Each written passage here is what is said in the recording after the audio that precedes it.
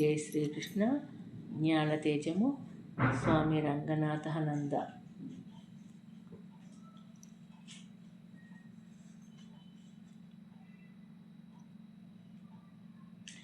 ముందు మేఘాలతో కప్పబడి అవి తొలగిన వెంటనే ఏ విధంగా సూర్యుడు దేదీప్యంగా భాషిస్తాడో అదేవిధంగా మనలోని అనంతతత్వాన్ని జ్ఞానము ఆవిష్కరింపచేస్తుంది.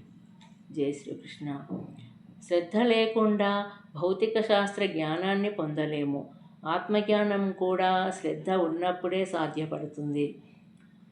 నీవు ఇతరులకు సహాయపడుతున్నప్పుడు నీవు విద్యామాయలో ఉన్నట్లుగా భావించు. నీవు ఇతరులను బాధ పెడుతున్నప్పుడు అవిద్యామాయ నిన్ను కమ్ముకున్నట్లు గుర్తించు. జై శ్రీకృష్ణ.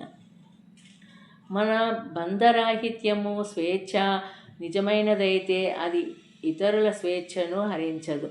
నిజమైన స్వేచ్ఛ ఇతరుల స్వేచ్ఛను కూడా వృద్ధిపరుస్తుంది.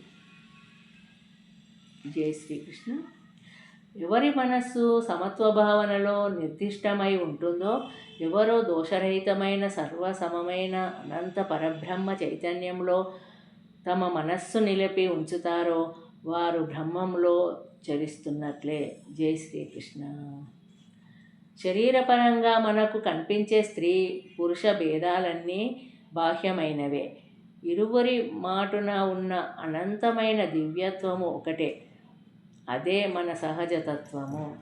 బాహ్య పరిస్థితులకు ప్రభావితం కాని నైజమే నిజమైన స్వేచ్ఛ.